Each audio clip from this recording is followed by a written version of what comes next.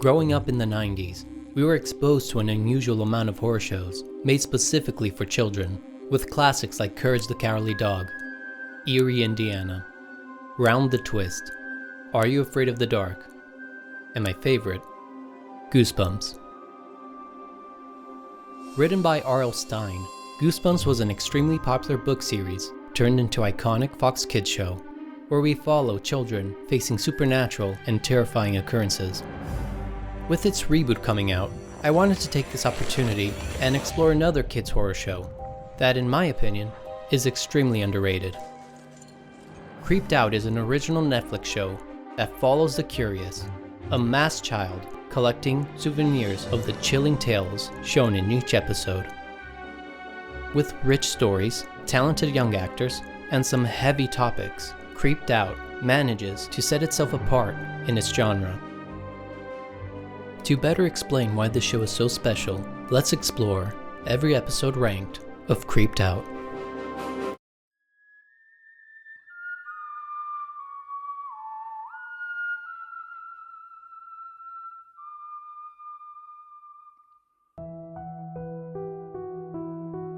Ace, the amazing aromarologist! A young and talented sideshow performer, finds himself conflicted about his stay in the circus. Something the matter, Ace?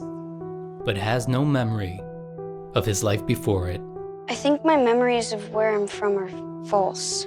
Once he recognizes the small city that they're passing by, it's the water tower I've seen in my dreams. He asks the ringleader to drive him around the town in hopes for some answers. Are you sure you want to do this? But what he would find out is much more. What's going on? Than he was expecting. You really think that I would steal someone from their own home? Yes, I do. This episode is a two-parter, and it really doesn't have to be. The extended length just makes moments of the story drag on for way too long, having a lot of redundant scenes and a full dance performance that adds nothing to the story. In terms of visual production, it is impressive, but there's just too much going on that detracts from the main story. Good night.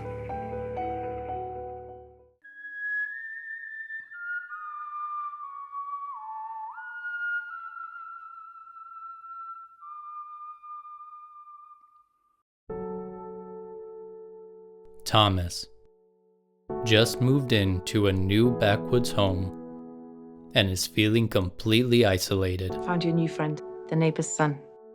Spud, his clumsy neighbor, has lived in this area his entire life, but was never accepted by the other kids.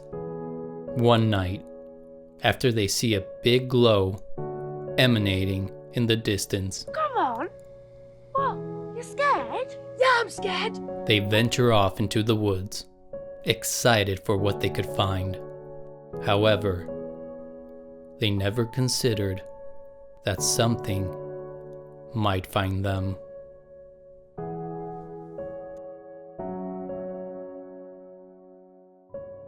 The first half of the episode is deeply charming and builds up the tension very well. The two main protagonists have great chemistry together. However, after the encounter with the Spaceman, the tone of the episode changes dramatically, having the later half being incredibly slow and boring.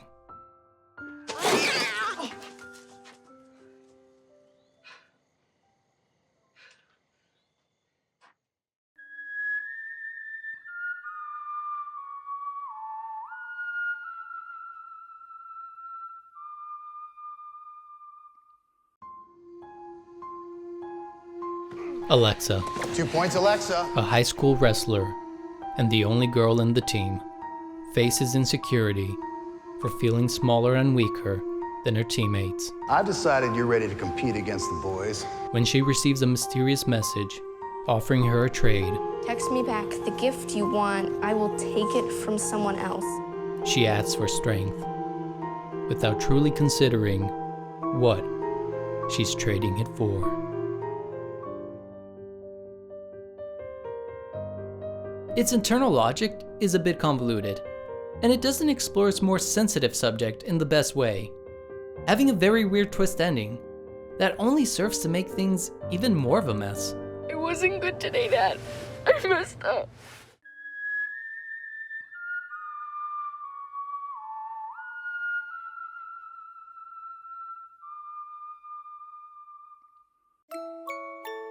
Lawrence and Mikey get locked in the department store overnight, Wait here till everyone's gone, get the present, walk home. It's genius. Are you crazy? but when they mess around with the electronics of an old mechanical Santa Claus, he springs to life, chasing down the nice children. The story setup is unnecessarily complicated. Granddad is in here. The dialogue is overridden, You were worried because this is your first night away since the accident. and the pacing is all over the place. However, they have a creepy animatronic Santa Claus with pointy twisted metal parts and exposed mechanical limbs, making them a very effective and memorable antagonist.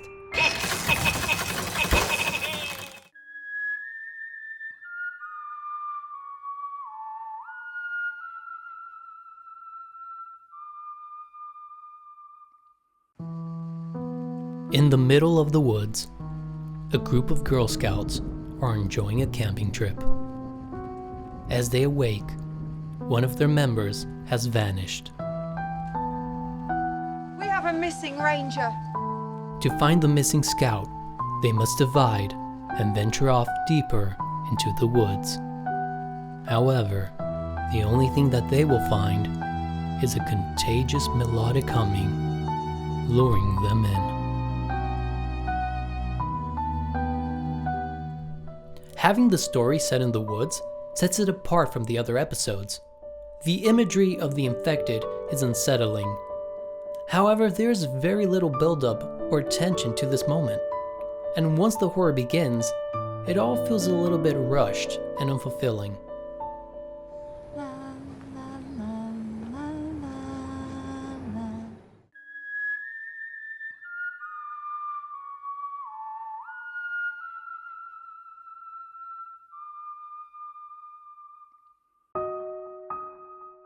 Pearl, an awkward teenager, is soon turning 15 years old.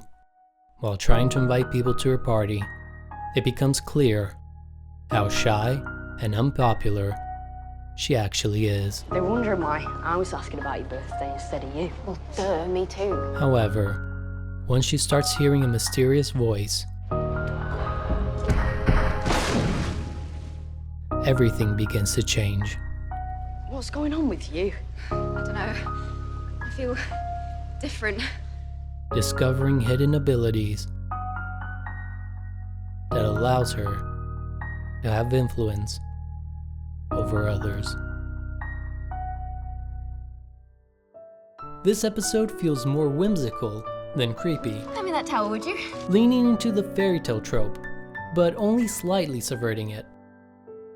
It is a well-told story, yet tonally distinct from other episodes of the series.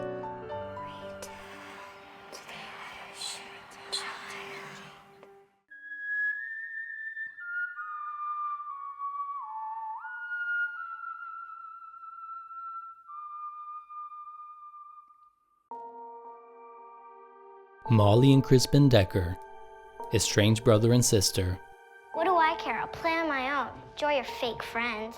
are left home alone, Wait, Molly's not going to Grandma's? being looked over by the AI system, We Ava. need some ground rules. Mom and Dad aren't here. When the siblings start disobeying her, Ava begins to show her true abilities, locking them inside Ava, I thought you were here to help. in order to gain control. I'm not here to help. Now I'm here to teach. There's nothing wrong with the story, yet I found it to be very forgettable. A very average episode, with some interesting moments, but also some rushed ideas that doesn't have any satisfying payoff.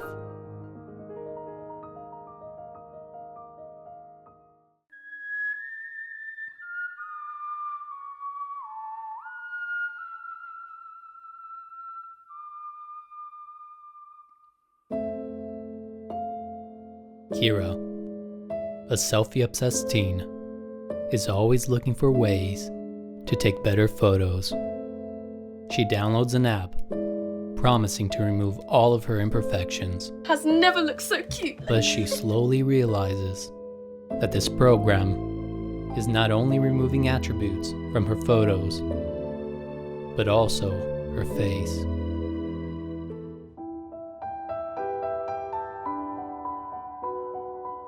We spend a lot of time understanding the family dynamic, the restaurant business, and the estranged relationship between sisters. However, it doesn't necessarily affect the main plot, keeping all of the supernatural elements pushed to the later half of the episode, making it feel a bit rushed.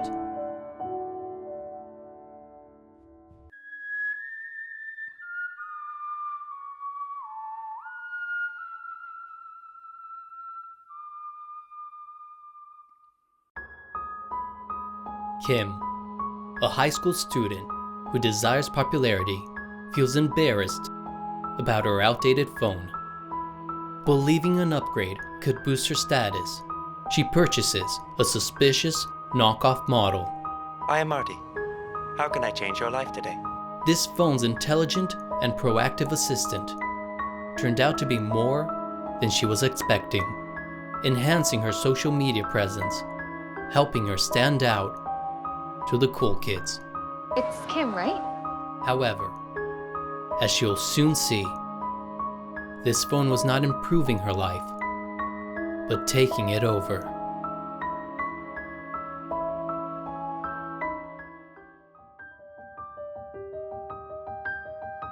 What makes this story special is the exploration of an abusive relationship.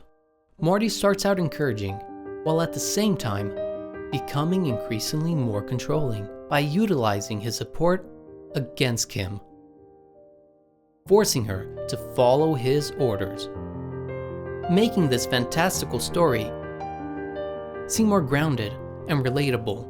Do you really want to go back to that sad old life without me?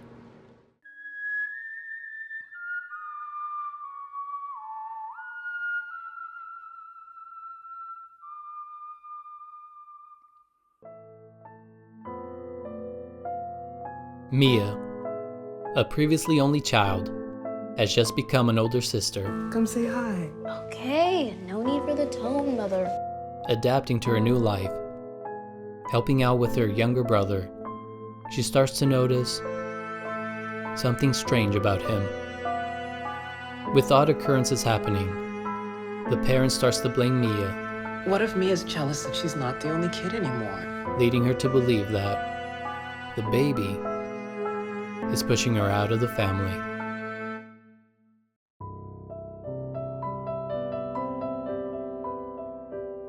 The parents are an absolute standout in the story.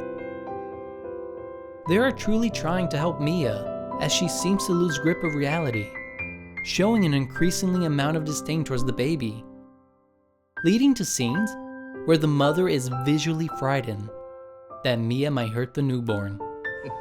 Look at you two. How sweet is that? My baby with my baby.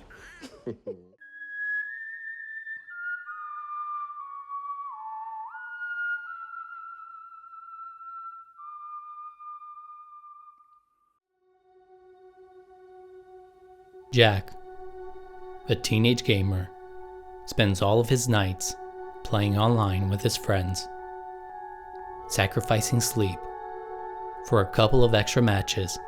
Midnight special, or do I have to find a random? But once he starts playing with the new kid, he begins to experience loss of time. Time passed, but wasn't really there. With days passing by without any recollection of their events. However, he can never stop himself from playing just one more match.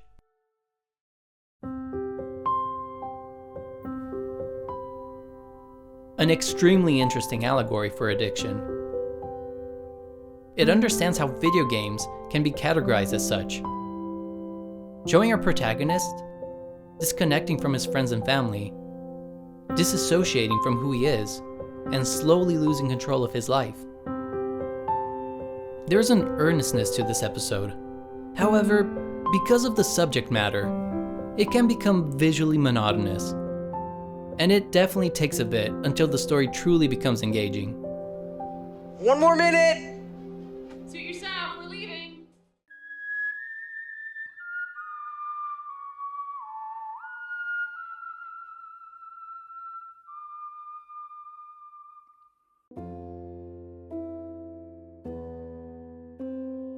Greg, a nerdy kid, has been noticing a concerning behavior coming from his once friend, Dave.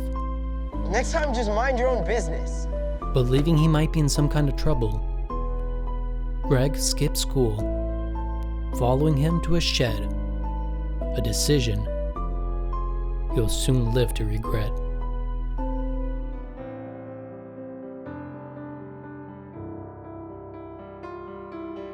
With its 70s aesthetic and themes of childhood friendship, this episode feels very nostalgic, yet not very scary, putting the focus on our protagonists having to work together, dealing with their falling out, and reconnecting as friends. What kind of person just abandons someone?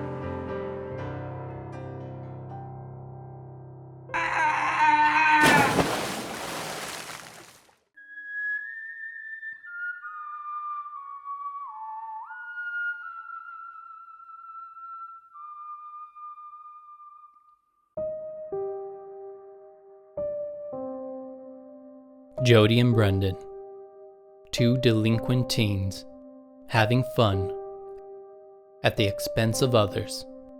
When Jody happens across a mysterious box, she discovers its power of stopping time. Brando, this thing freezes time. Excited, they start wreaking havoc on this frozen world. However, they will soon find out that something has been looking for this box, and they are not happy. Having a completely still world, with only you and another creature hunting you down, is unsettling and visually amusing. And knowing that these characters are only in danger because of their own bad behavior is also very satisfying. Everywhere you go, trouble seems to follow.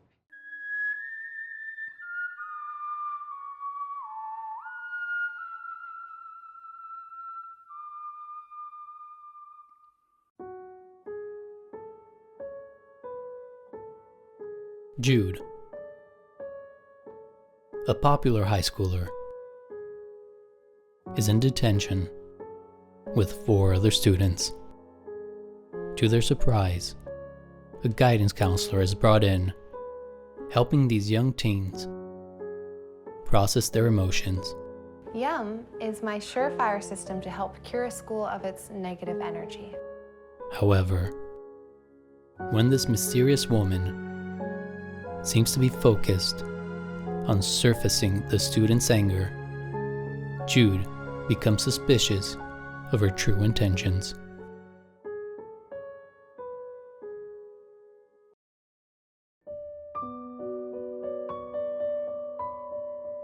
Having the protagonist fear the supernatural threat the same way she dreads dealing with her emotions adds so much to her character, and gives more weight to the villain, working as a visual representation of her unresolved emotions.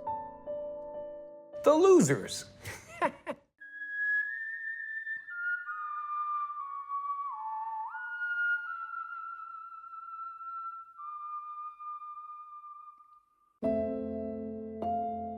Jessie, a teenage girl, spends her days envying the life of her rich and elegant neighbor. Keep dreaming of someone else's life, kiddo. You'll end up missing out on your own. Wow, Dad. Deep.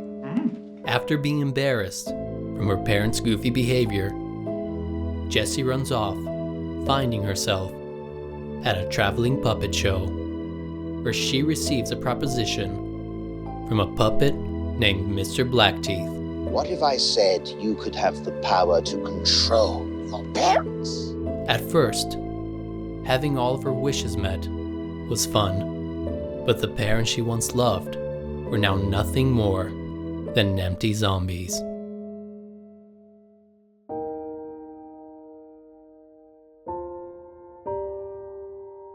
The story starts as a girl wanting a different life, to be accepted by others, but it transforms into a journey. As a girl, seeing her parents with new eyes, realizing what makes them special. The transition of the parents, acting loving and lively, becoming still and monotone, is heartbreaking. The puppet work is humorous and unsettling, giving us a memorable villain. Just go back to how you were. And how do we go back to how we were?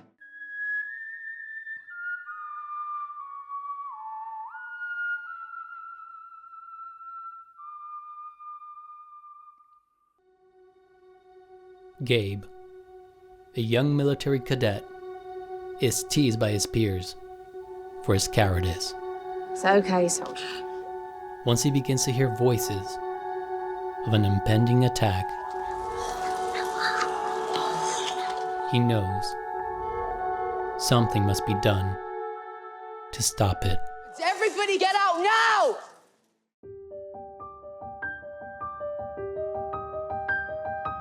Hearing voices of an invisible threat makes for an unsettling enemy, giving the feeling of paranoia that adds to build You think this is happening out there too? the tension of the episode. Good job, soldier.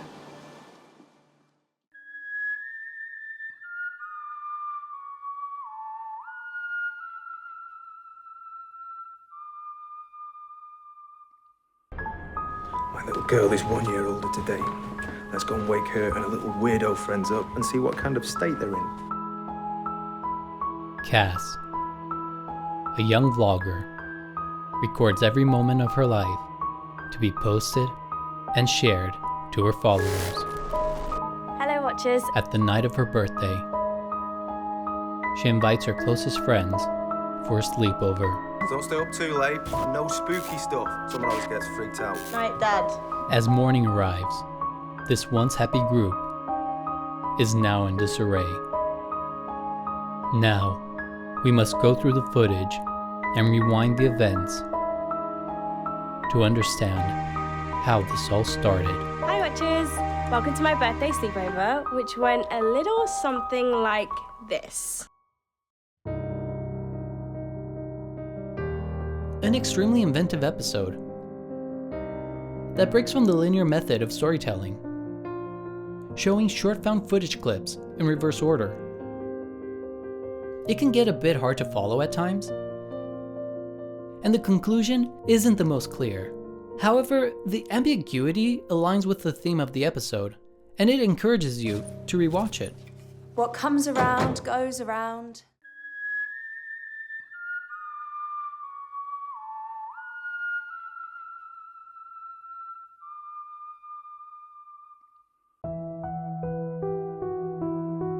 Esme, the world's worst babysitter, loved by parents, Mrs. Tuthill said that you were the go-to girl for babysitting. hated by children.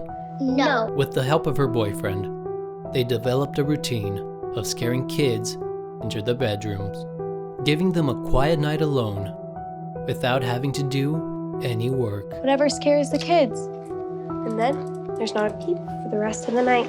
However, when they decided to pull this trick on Ashley, they were told about an invisible guardian that protects children. Kindlesticks. It's your imaginary friend. And that it's his turn to do the scaring.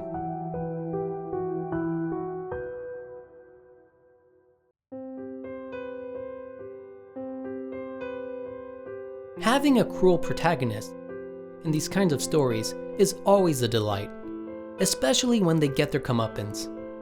The dynamic between Esme and Ashley is extremely fun, one trying to act tougher than the other, but in the end, having to concede that Kindlesticks is too much for them to handle. Hope the little monster didn't give you too much trouble.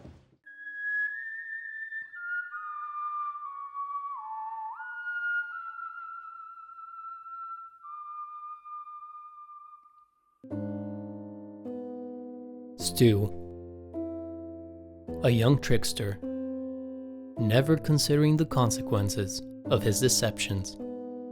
Staying home from school, pretending to be sick, he witnesses his elderly neighbor transforming into a horrible beast. Not being believed by his mother, she invites the elderly neighbor to babysit him. Babysitter? Oh no.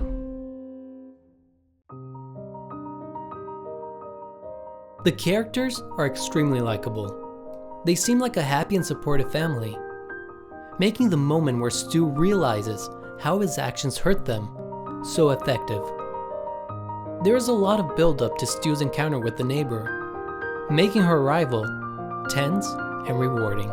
People would know that you're a cheat.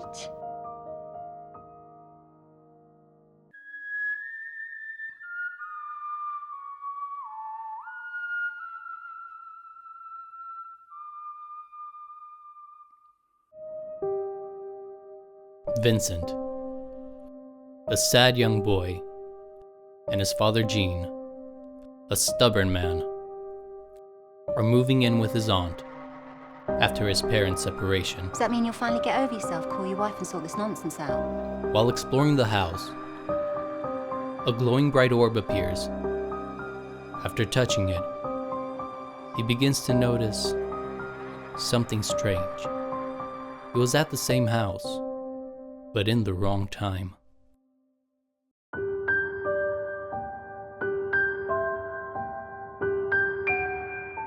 Even though this episode might not be considered creepy, I believe that showing a parent completely distraught and knowing you have the ability to change it is powerful and upsetting.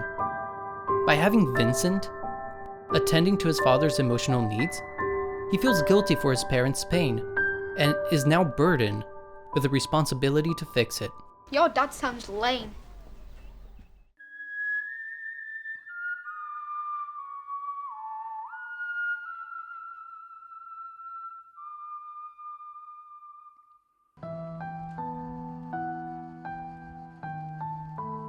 Nita, Max, and Jet, young siblings, vacationing with their parents. Do me a favour and take the kids with you to the pool. What? No. When the three venture off to explore the hotel, the youngest presses all of the buttons in the elevator, leading it to shake uncontrollably. Once the door opens, nothing seems to be amiss, but soon it becomes clear to them that they are stuck in an endless series of doors and hallways.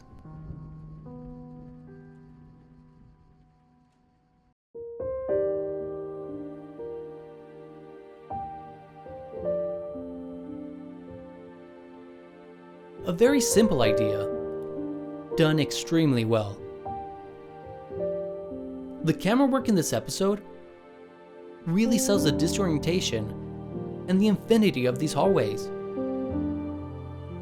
Liminal spaces, done years before the popularity of the backrooms. Got lost.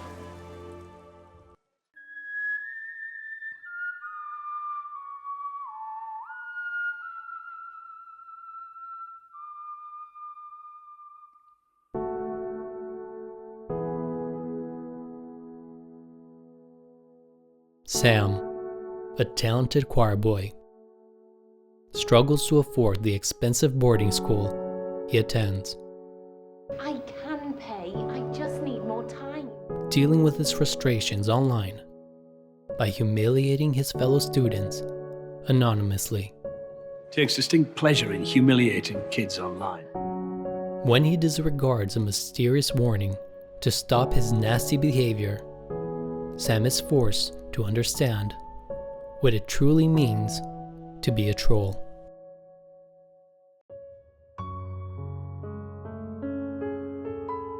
I could talk about the great prosthetics and the body horror with a slow and uncomfortable transformation.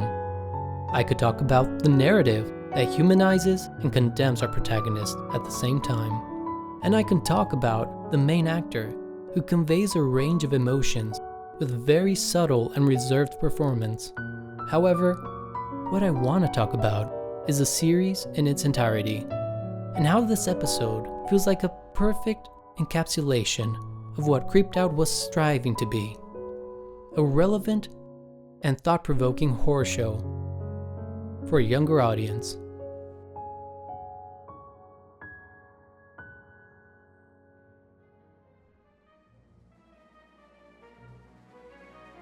When I first started the series, I was expecting a bunch of cliché stories retold for a new generation. But I was genuinely surprised of how fresh, relevant, and earnest some of these episodes turned out to be. I miss having the ominous sound effects, unnerving camera angles, and over-the-top monster makeup that made this type of show so successful in the 90s. But if you can get past these limitations, I believe you'll find this show to be quite curious.